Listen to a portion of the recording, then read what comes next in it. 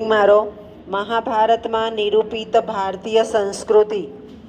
મહાભારતમાં નિરૂપિત ભારતીય સંસ્કૃતિ અથવા અથવા અથવા મહાભારતમાં સમકાલીન સમાજ દર્શન. સમકાલીન સમાજ દર્શન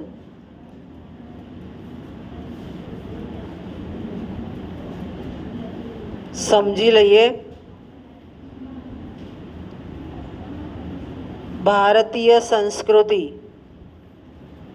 એમ કહેવાય છે કે કોઈ પણ સંસ્કૃતિમાં સૌથી પ્રથમ કક્ષાની સૌથી મહત્ત્વની ભારતીય સંસ્કૃતિ છે.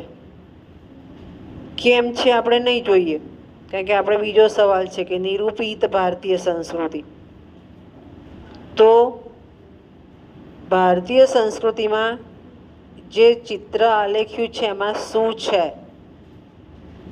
તો પહેલાં તો સંસ્કૃત સાહિત્યમાં મોટાભાગના કર્તાઓએ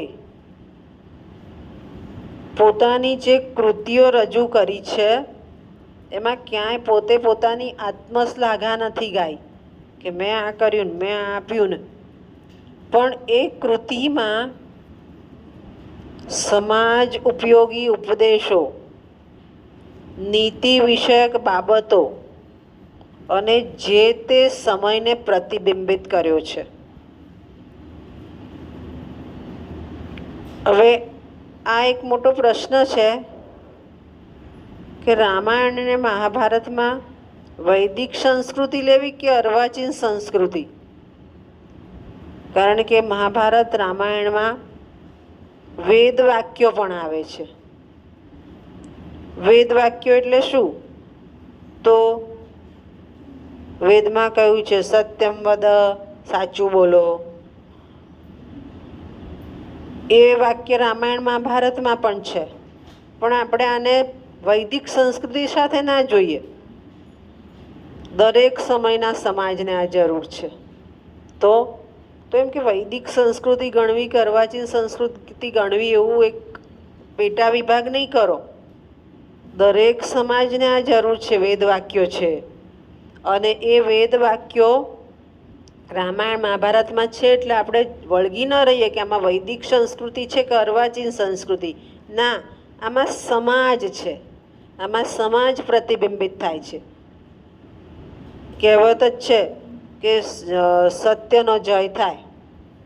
ભલે સત્ય હેરાન થાય, અસત્યવાળા આગળ આવે, પણ છેલ્લે ઈશ્વર કોને તરફ જતા રહે? સત્ય તરફ. નિર્ણય કોની તરફ આવી જાય? સત્ય તરફ. એટલે સમાજનું પ્રતિબિંબ છે.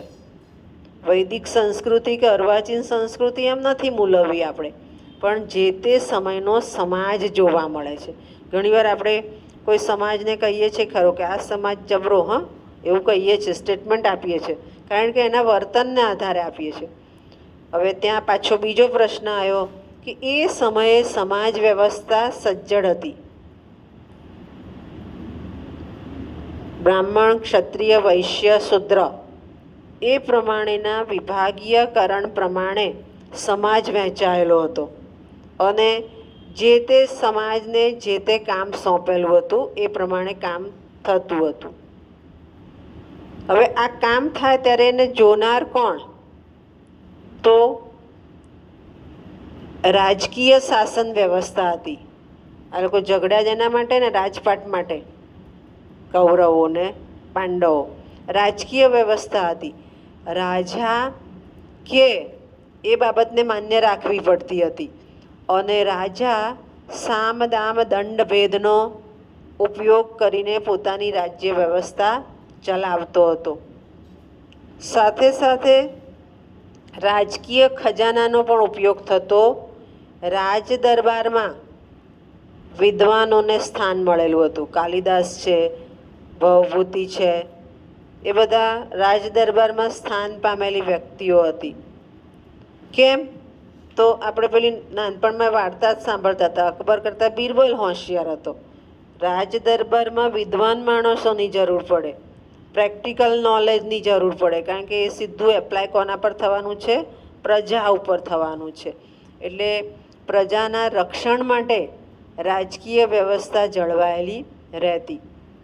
બીજું, પ્રજાનું રક્ષણ આવ્યું એટલે કિલ્લેબંધ વ્યવસ્થા હતી. કિલ્લેબંધ વ્યવસ્થા જોઈએ તો બહુ વખત પહેલાં અભ્યાસક્રમમાં હતું અને જનરલ નોલેજનો સવાલ છે.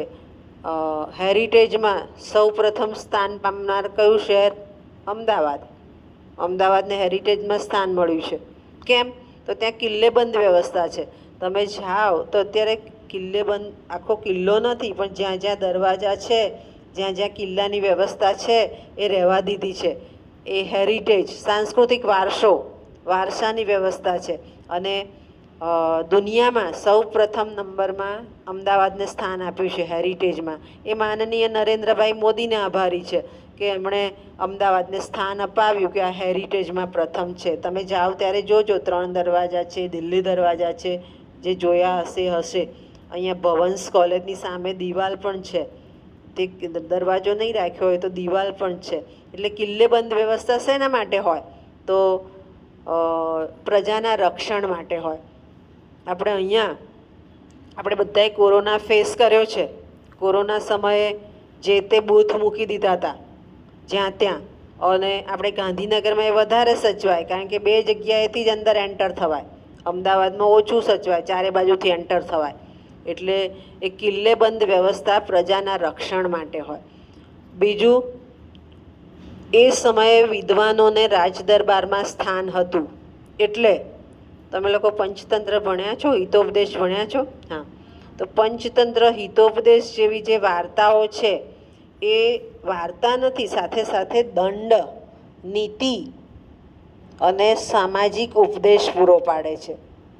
બહુ વખત પહેલાં આપણે પેલી કાગડાની વાત હતી, તો કાગડો ઉડ્યો ને પાણી પી ગયો એવું નહીં, પણ બુદ્ધિ વાપરો તો પાણીને ઉપર લાવીને પી શકાય. એટલે એની અંદર દંડ છે, નીતિ છે, ઉપદેશ છે, અને કઈ રીતે જીવન જીવવું એવી બાબતોનો સમાવેશ થયેલો છે. એટલે એ સમયે વિદ્વાનોનો જે અનુભવ આપણને મળ્યો, તો એવા શાસ્ત્રો પણ આપણને મળ્યા, અને એ શાસ્ત્રોના આધારે સમાજમાં એ સમયે વિદ્વાન હતા એવું આપણે કહી શકીએ. આના માટે પેલું કાશ્મીર ફાઇલ પિક્ચર પણ આવી ગયેલું હતું. કાશ્મીર ફાઇલ જોયું હતું કોઈએ? કાશ્મીર ફાઇલમાં દિગ્દર્શકનું નામ હું ભૂલી ગઈ, એણે હમણાં બેંગ્લોર ફાઇલ બનાવ્યું. અને કોઈ પણ જ્યારે તમે બનાવો આવું રાજકીય વાતાવરણ આપતું પિક્ચર બનાવો, ત્યારે તમારી પાસે સાંયોગિક પુરાવા હોવા જોઈએ. સાંયોગિક એટલે એને સિદ્ધ કરે એવા, સત્યની રજૂઆત થવી જોઈએ. તો એ જે કાશ્મીર ફાઇલ છે એમાં મને ખબર છે એ સમયે મમ્મટ, કાવ્ય પ્રકાશના કરતા મમ્મટ, અને મમ્મટનો સમય હતો પંડિત યુગ. એ સમયે બધા પંડિત હતા, વિદ્વાન હતા, અને એ પંડિતોને ત્યાંથી કાશ્મીરમાંથી ભગાડ્યા હતા. એ આખી વાત જુદી છે, હવે કાશ્મીર ફાઇલમાં આવી ગઈ. અને એ ત્યાં રહ્યા નહોતા, છોડી દીધું હતું કોઈ કારણોસર. એ પછી વાત બીજી બાજુ જતી રહેશે. પણ કહેવાનો અર્થ એવો છે કે આપણે કાશ્મીર ફાઇલ જોઈને, સાંયોગિક પુરાવા જોઈને કહી શકીએ કે એ સમયે ત્યાં પંડિતોનું શાસન હતું, ત્યાં પંડિત યુગ હતો. બીજું તમારી લોકોની પણ આવી જાય કે ફેશન પણ ઘણીવાર આપણે કહીએ છીએ કે આ જૂની ફેશન આવી. પહેલાંના સમયમાં સલવાર પહેરતા અને સલવાર ફિટ હતી, હવે પ્લાઝા પહેરવા માંડ્યા. પ્લાઝા કહો છો ને, શું કહો છો એને? પોળું પહેરે છે અને જે કહે. તો કોઈ જૂનું પહેરે તો આપણે તરત જ કહીએ છીએ કે પહેલાંના સમયનું. તો જે તે સમય, જે તે સમાજને પ્રતિબિંબિત કરે છે. એ સમયની ફેશન પણ બહાર આવે છે. અને હા, એટલે પેન્ટ શર્ટ. અને હિરોઈન હેમા માલિની એ બહુ પહેર્યા હતા. બધું જ જ્ઞાન આપણે લેતા જવાનું, માત્ર ભણવાનું જ લઈએ એવું નહીં. તો જ્યારે બ્યુટી કોન્ટેસ્ટ હોય એને આવા સવાલો જ પૂછે છે ને. બ્યુટી કોન્ટેસ્ટ હોય એને ભણવાના કે એવા સવાલ ના પૂછે, સમાજના સવાલ પૂછે. સમાજમાં શું છે, તો એના આધારે જે તે સમયનો સમાજ પણ આપણે નક્કી કરતા આવ્યો છે, પહેરવેશને આધારે. અને ત્યાં મહાભારતમાં પણ આપણને દંડ, નીતિ, ઉપદેશાત્મક, શાસ્ત્ર વિષયક પુસ્તકો મળ્યા, શાસ્ત્ર વિષયક ગ્રંથો મળ્યા, તો આપણે સમજી શકીએ છીએ કે એ સમય વિદ્વાનોનો હતો. ત્યાર પછી જોઈએ તો દેવતાઓની સ્તુતિ. હાલ પણ ઘણીવાર તમે છાપામાં વાંચતા હશો કે વરસાદ ના આવ્યો તો જે કર્મકાંડ કરતા હોય એ લોકો કયા દેવની સ્તુતિ કરે છે? ના, પર્જન્ય દેવની. પર્જન્ય દેવ વરસાદ આપનારા દેવ. પર્જન્ય દેવ એ વરસાદ આપનારા દેવ. તો એ વેદના સમયમાં કહ્યું છે કે આ તમે કરશો તો આનું ફળ મળશે. તો છેવટે તમને પાણી પીવા પૂરતું તો મળી જ રહે. અને એ વસ્તુઓ વેદના સમયમાં કહી છે. એ બાબત આપણા મહાભારતમાં પણ પ્રતિબિંબિત છે કે જે તે દેવતાઓની સ્તુતિ કરવામાં આવતી. આપણે પણ બધા સવારમાં મોટે ભાગે સૂર્યનારાયણને નમસ્કાર કરીએ છીએ. કેમ? તો આપણામાં ઉર્જા આવે એના માટે, આપણે પોઝિટિવ રહીએ એના માટે. ત્યાર પછી જોઈએ તો તત્વદર્શન પણ એ સમયે હતું. તત્વદર્શન એટલે કેટલાક ગ્રંથો એવા મળ્યા, ધારો કે સાંખ્ય દર્શન, વેદાંત દર્શન. તો એમાં સ્પષ્ટ કીધું છે, વેદાંત દર્શનમાં સ્પષ્ટ કીધું છે કે તમે ચંદ્ર જુઓ છો રાત્રે તો ચંદ્ર તમને સંપૂર્ણ 16 કળાએ ખીલેલો દેખાશે. પૂનમનો ચંદ્ર જોશો તો પણ તમે આમ આંગળી દબાઈને જોશો તો ઘણા બધા ચંદ્ર જોવા મળશે. તો આ એક આભાસ છે આ વેદાંત દર્શનમાં. માણસના મનમાં પણ આવું છે કે એની બુદ્ધિ ચાલે તો સ્પષ્ટ છે અને નથી ચાલતી તો એને એક આભાસ ઊભો થાય છે. એટલે આવા તાત્વિક દર્શનો આપતા ગ્રંથો પણ આપણને રામાયણ, મહાભારત અને વેદના સમયમાં પ્રાપ્ત થયા છે. એટલે એમ કહી શકાય. પછી બીજું સાધનો પણ, આયુધ સાધનો, જે શસ્ત્ર સરંજામ. હમણાં આપણે ઘણીવાર સાંભળીએ છીએ કે યુદ્ધ થયા, મિસાઇલ છોડી. ખરેખર એ શાંતિ વિરોધી નિયમો છે. પહેલાંના સમયમાં શસ્ત્રનો ઉપયોગ સામસામે થતો, સામસામે જ એ લોકો કરી શકે. આવી રીતે સૂતેલા માણસ ઉપર મિસાઇલ છોડી અને મારી નંખાય નહીં, ભલે દુશ્મન હોય તો પણ. બીજું સ્પષ્ટ નિર્દેશ હતો, આપણે મહાભારતમાં પણ બતાવ્યું છે કે સાંજ પડી જાય એટલે બ્યુગલ વાગે કે 6-7 વાગી ગયા, પછી દુશ્મન સામે આવીને ઊભો હોય તો તલવાર વીંઝવાની નહીં. એ બધા નિયમો હતા. એટલે સાધનોનો ઉપયોગ પણ મર્યાદિત થતો હતો. અત્યારે સાધનોનો ઉપયોગ પણ મર્યાદિત થતો નથી, જેને કારણે આપણે ભૌતિકવાદ તરફ દોડી ગયા છીએ. સાથે સાથે જે સાધનોનો ઉપયોગ થતો એની સાથે સાથે રાજવીર માણસો, રાજકીય માણસો વીર દેખાતા હતા. અત્યારે તો મોટે ભાગે પાછળથી તમારી પર પ્રહાર કરી દે અને શાસન લઈ લે. એ વ્યવસ્થા એ સમયે નહોતી. બીજું એમ કે જે સંવાદો અને સંભાષણ થતું એકબીજા સાથે એ પણ સ્પષ્ટ થતું. રામાયણ મહાભારતમાં બંનેમાં કીધું છે કે જે દૂત આવે, મેસેન્જર આવે, એ તો જે તે વ્યક્તિનો મેસેજ લઈને આવે છે. હમણાં મેં તમને કીધું કે લાઇબ્રેરીમાં જાઓ પણ ન જવાય, ત્યાં આગળ બેઠા હતા વડીલ. એટલે જે તે મેસેજ લઈને આવે છે, મેસેન્જર છે, દૂત છે, એને વધ ન કરાય એ કહેનાર નથી, કરનાર રાજા છે. એટલે એ વાત, જે સંવાદ છે, સંવાદ એ પણ સ્પષ્ટ હતા. વર્ણનો પણ કેવા હતા? તો આપણે વર્ણનો પણ જોઈએ છે કે સૈરંદ્રી છે તો સુદેશના પાસે જ રહે છે, સીતા માતા છે તો અશોક વાટિકામાં જ રાખ્યા છે.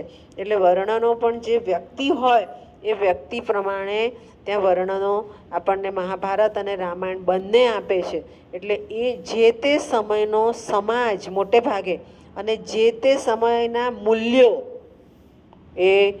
એ ગ્રંથમાં પ્રતિબિંબિત થાય છે. આપણે મહાભારતની અત્યારે વાત કરીએ છીએ એટલે મહાભારતમાં પ્રતિબિંબિત થતા જોવા મળે છે. ખ્યાલ આવી ગયો? સમજ પડી ગઈ?